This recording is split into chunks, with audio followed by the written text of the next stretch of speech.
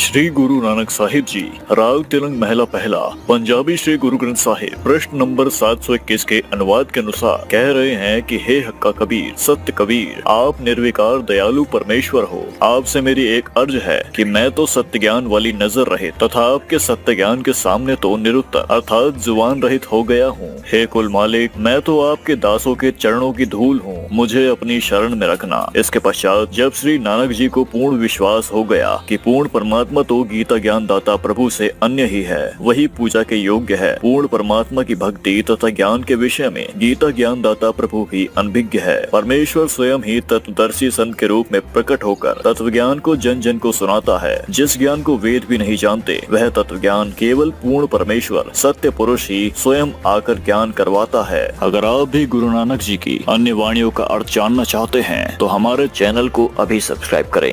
दोस्तों, आखिर गुरु नानक जी ने किसे गुरु बनाया था, आइए जानते हैं। बाबा नानक देव जी प्रातः काल प्रतिदिन सुल्तानपुर लोधी के पास बह रही बेई दरिया में स्नान करने जाया करते थे तथा घंटों प्रभु चिंतन में बैठे रहते थे। एक दिन परमेश्वर कबीर जी जिंदा फकीर के वेश में बेई दरिया पर मिले तथा नानक जी के साथ दरिया में गोता लगाया। कबीर साहिब जी श्री नानक जी की पुण्यात्मा को सतलोक लेकर गए, फिर उन्हें वापस बेई नदी पर छोड़ दिया और कहा, मैं मानव लीला करने काशी शहर में आया हुआ हूँ, वहाँ आना, मैं आपको वहाँ सतनाम दूंगा। श्री नानक जी सतनाम तथा वाहे गुरु की रटना लगाते हुए बनारस पहुँचे। इसलिए अब पवित्र सिख समाज के श्रद्धालु केवल सतनाम श्री वाहे गुरु कहते रहते हैं। सत्य नाम क्या है तथा वाहे गुरु कौन है, यह मालूम नहीं है, जबकि सत्य नाम सच्चा नाम गुरु ग्रंथ साहिब में लिखा है, जो अन्य मंत्र है, जिसकी जानकारी देखिए संत रामपाल जी महाराज जी के सत्संगों में हर रोज शाम 7:30 बजे साधना टीवी पर। ऐसी और भी रोचक और ज्ञानवर्धक जानकारियों के लिए जुड़े रहिए हमारे चैनल के साथ। धन्यवाद।